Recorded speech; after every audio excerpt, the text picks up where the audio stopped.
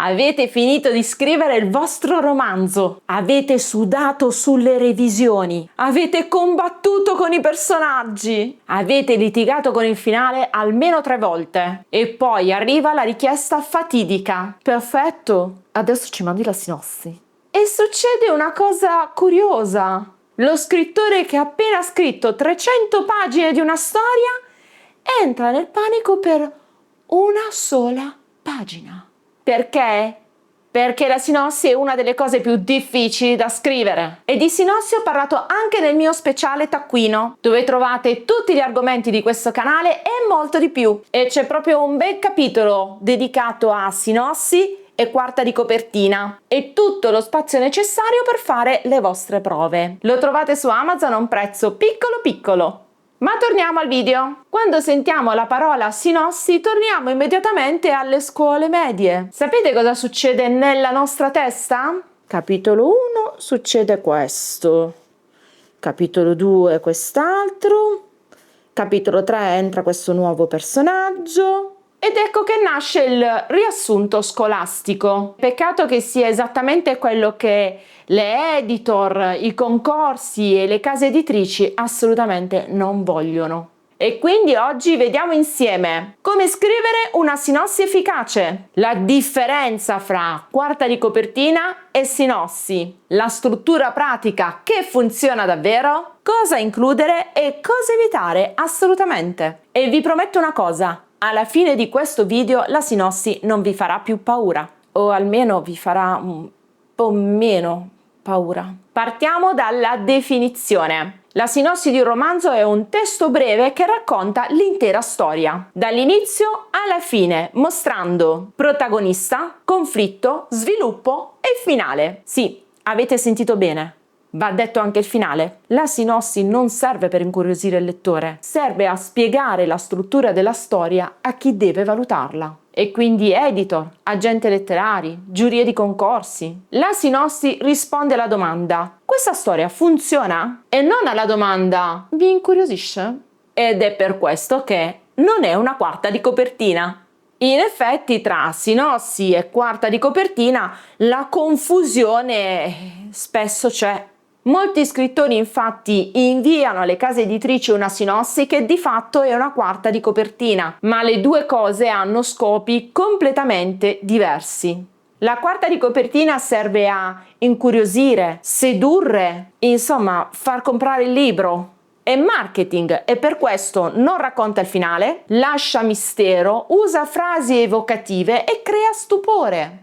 Facciamo un esempio. Quando Alice trova una vecchia lettera nascosta in soffitta, non immagina che la sua vita cambierà per sempre. Fine. La quarta di copertina si ferma lì. La sinossi invece deve fare l'opposto. Deve spiegare cosa succede, perché succede, come si sviluppa e come finisce. Se Alice trova una lettera, nella sinossi dobbiamo sapere cosa c'è scritto, cosa cambia, cosa scopre, quale scelta fa e come si conclude la storia. Questo perché l'editor deve capire se la storia regge narrativamente. L'errore più grande della sinossi è il cosiddetto riassunto scolastico. All'inizio Alice trova una lettera, poi incontra Luca, poi scopre un segreto, poi litiga con sua madre e parte per Parigi. Questa non è una sinossi, è una lista della spesa narrativa. Il problema è che non mostra il conflitto, la tensione e l'evoluzione del personaggio e soprattutto non mostra la logica della storia.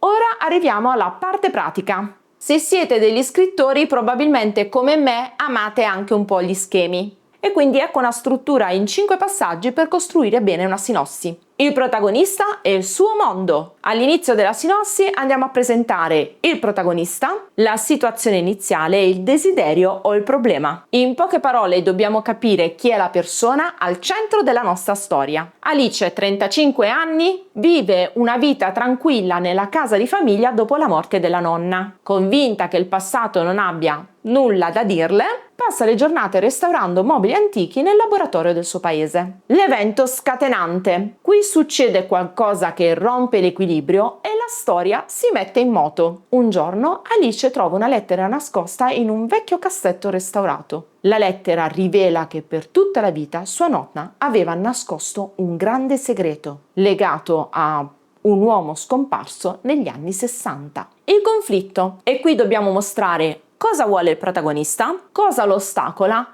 e quali problemi nascono. La sinossi deve far vedere la tensione narrativa. Decisa a scoprire la verità, Alice inizia ad indagare nel passato di sua nonna, ma più si avvicina alla verità, più incontra resistenze. Vecchi abitanti del paese non vogliono parlarle, i documenti spariscono e la storia sembra coinvolgere la sua intera famiglia. Il punto di svolta, quando a un certo punto succede qualcosa che cambia tutto. Alice scopre che l'uomo scomparso è il vero padre di sua madre. Capisce che la storia che le hanno sempre raccontato sulla sua famiglia è falsa. E infine, il finale. Alla fine, Alice decide di rendere pubblica la verità sulla sua famiglia, rompendo il silenzio che il suo paese aveva tenuto per decenni. Questo gesto la mette in conflitto con sua madre, ma le permette di comprendere finalmente il passato della nonna e trovare un'identità per se stessa. Quanto deve essere lunga una sinossi? Una sinossi breve dura una pagina, una sinossi standard 2 pagine e la sinossi estesa va dalle 3 alle 5 pagine. Cosa includiamo nella sinossi? Il protagonista, l'obiettivo, il conflitto, gli ostacoli, le svolte principali e il finale. Cosa non includiamo nella sinossi? Tutti i personaggi secondari inutili, le descrizioni lunghe, le sottotrame minori, i dialoghi e i dettagli di ambientazione. Un trucco molto utile per scrivere una buona sinossi è usare un sistema causa-effetto. Alice trova la lettera, causa, effetto, deve indagare, quindi scopre un segreto, questo crea un conflitto e prende una decisione finale. La sinossi non deve essere letteraria e questo è un altro errore tipico degli scrittori. Deve essere chiara. Facciamo un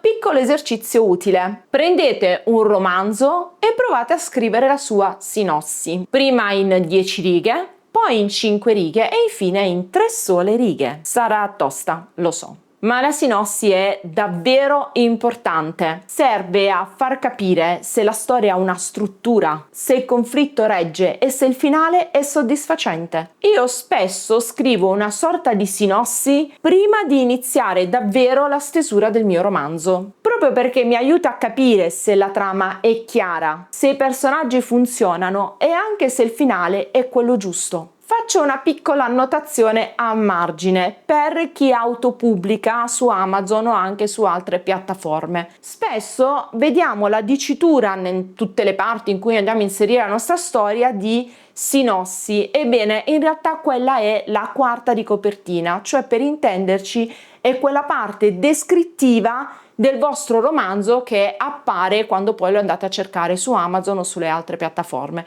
Attenzione a non inserire lì realmente la sinossi con tanto di finale perché avete spoilerato il vostro libro. In conclusione, scrivere una buona sinossi non significa comprimere il romanzo, significa mostrarne lo scheletro narrativo. Se vi interessa scoprire molto altro sulla scrittura creativa, iscrivetevi al canale, attivate la campanella e parlatene con i vostri amici scrittori. E mi raccomando, raccontatemi nei commenti se la sinossi vi terrorizza davvero tanto e se vi terrorizza ancora dopo questo video.